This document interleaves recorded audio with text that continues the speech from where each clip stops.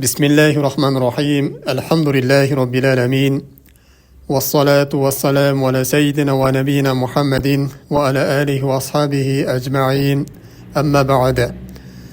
Урматтуу мусулман бир тууганым, сиздер менен биз кабыр азабынан куткаруучу амалдар тууралуу сүйлөшүп жатабыз. Мына ошондон бүгүн дагы токтолуп кетүүчү амал бул Тәбәрәк сүрөсүн жатташтык. Жана бул сүрөгө амал кылып, ушул сүрөнүн сообун пенде үмүт кылып жүрүштүгү инсандын кабыр азабынан куткарууга эң чоң себепкер болот. Кандай бир жакшы амал болбосун, Аллах Таала кыямат күнүндө жана кабырга барган кезде мына ошол амалдарга кадимкидей келбет берет. Алар инсан сүрөтүн өтүшөт. Инсан сүрөтүн өтүп, инсандын ошол кабырдагы азап периштелеринин колунан куткарат. Мына ошол амалдардын бири, келбетке өтө турган амалдардын бири бул Тәбәрәк сүрөсү. Кыямат күндө жана кабырда Тәбәрәк сүрөсү бул өзүнүн сүрөтүндө келет. Бирок анын кайфияты кандай экен бизге белгисиз. Келип, ушул Тәбәрәк сүрөсүн окуп жүргөн кишиге, адамга, пендеге өзү келип шафаатчы болот. Аны азап периштелеринен куткарып чыгат. Муну ошондон Пайгамбар саллаллаху алейхи вассаламдан келген кээ бир хадистерге токтолуп кете турган болсок, Пайгамбарыбыздан бир нече хадистер келген. Алардын кээ бирлери ишенимдүү хадистер, амал кылса жарактуу болгон, ал эми кээ бирлери даиф хадистер. Биз ошондон аалымдарыбыз ишеништүү сахих деп белгилеп өткөн хадистерине кээ бирлерине токтолуп өтөбүз. Биринчи, Абдуллах ибн Масуд радияллаху анху айтат: "Анна Набий саллаллаху алейхи ва саллям кала", Пайгамбар саллаллаху алейхи ва саллям айтат: "Сурату Табарак хия маниятун мин азабил кабр".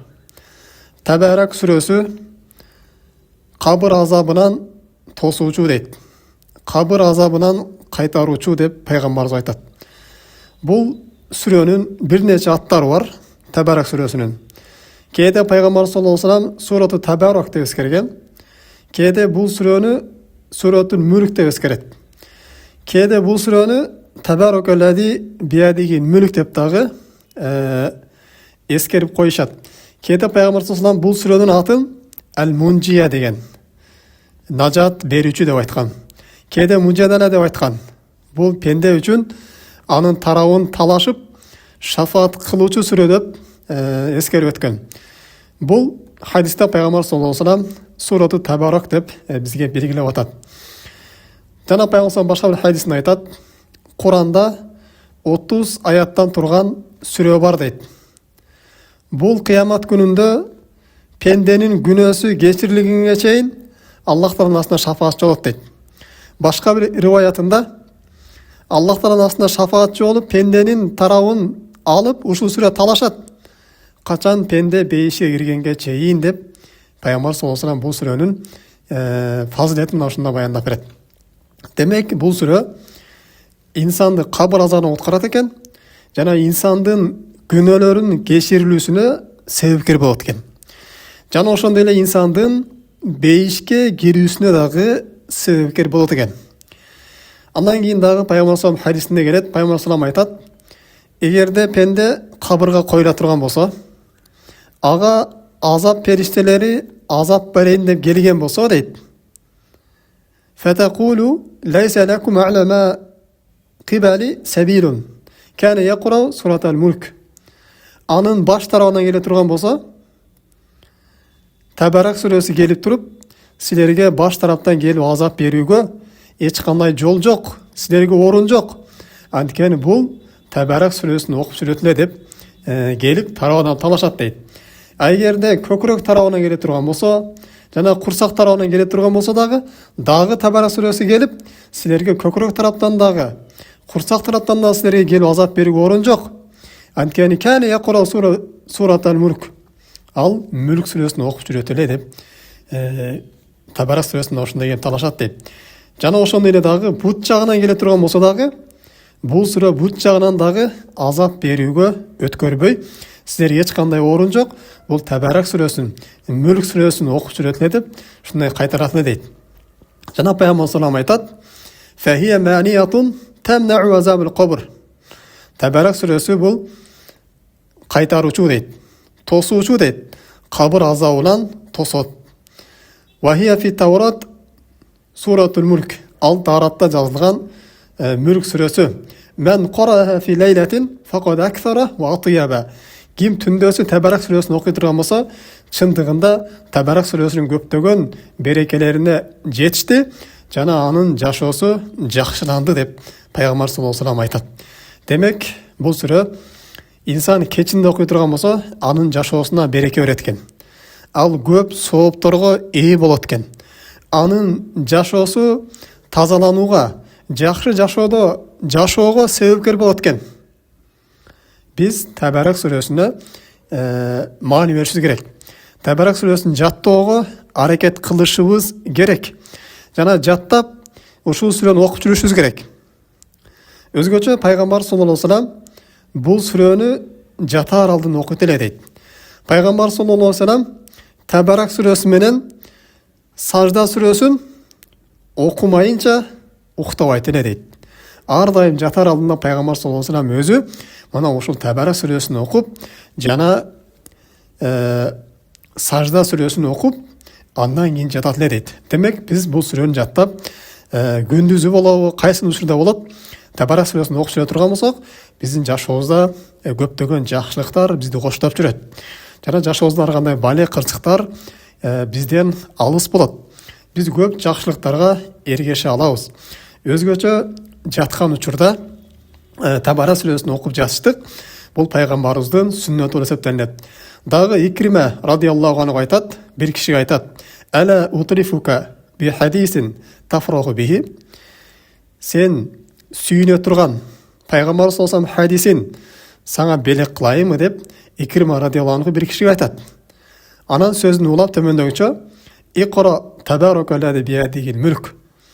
Табарак сүрөсүн окугунуң, ихфазха, жана аны жаттагының, ва аллимха валадака, балаңа үйрөткүнүң, ва жирони байтика, жана өзүңнүн кошуналарыңа үйрөткүнүң. Фа иннаха мунжиятун ва мужадалатун.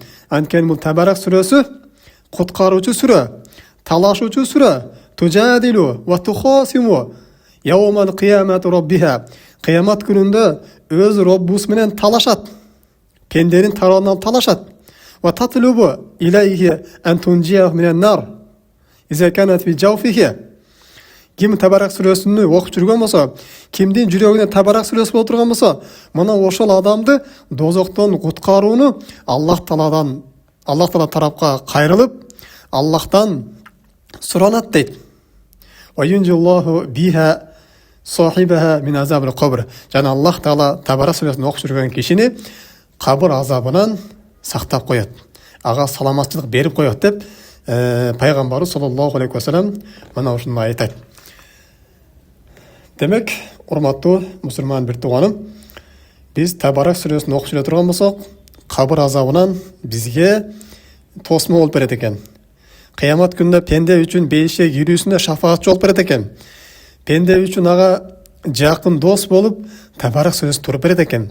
Мына ошондуктан биз өзүбүзгө жакшы дос издей турган болсок, кыямат күнүндө бизге шафаатчы издей турган болсок, анда мына ошол Табарак сүрөсүн жаттоого аракет кылышыбыз керек. Жана бул сүрөнүн дагы маанисин түшүнүүгө аракет кылышыбыз керек. Бул сүрөдө не деген маанилер камтылган?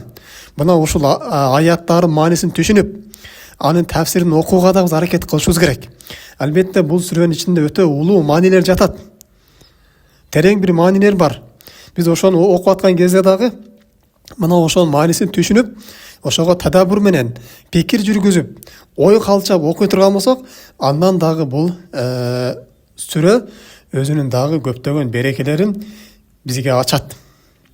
Дагы пайгамбар саллаллаху алейхи келет.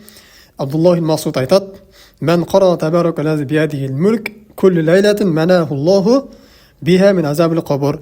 Ким ар түндөсү Табарак сүресін оқып жүре тұрған болса, Аллах Таала бұл пендені қабір азабынан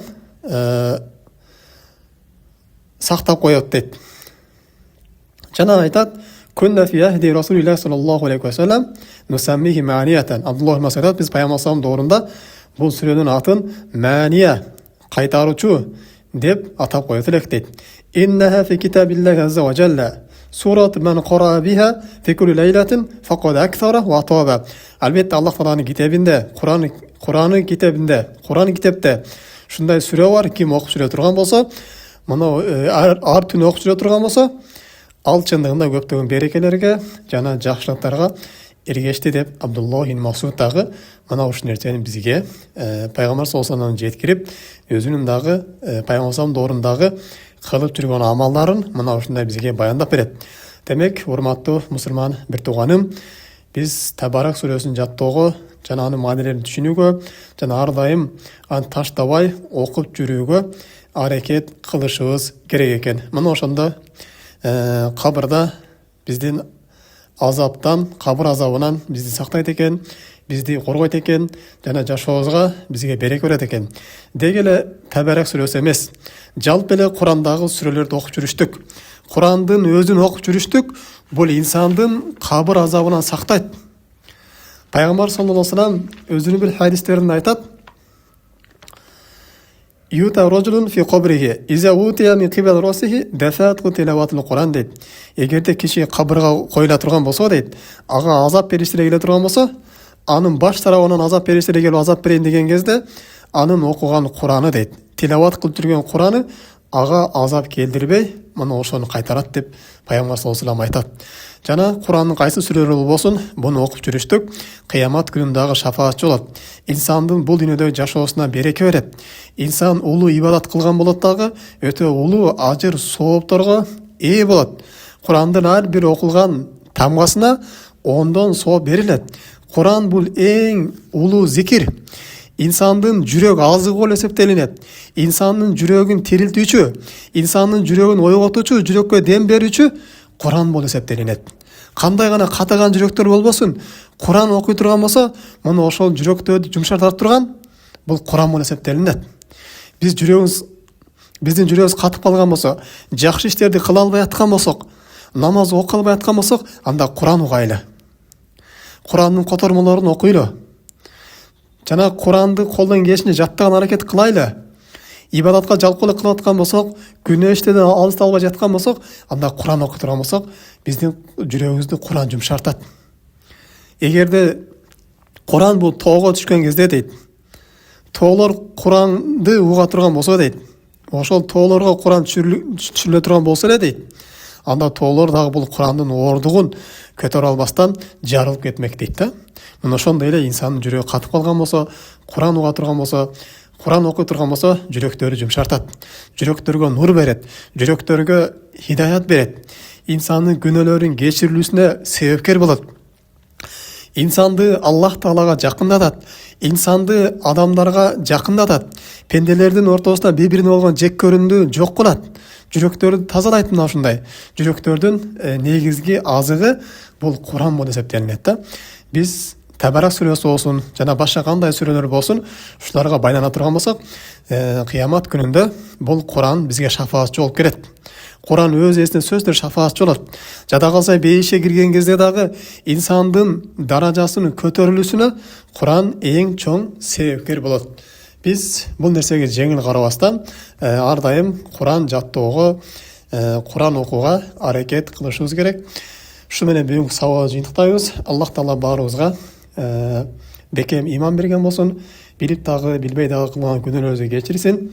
Кыямат күнүндө пайгамбарлар менен сыдыктарын бирге кылсын. Ассаламу алейкум рахматуллахи ва баракатуху.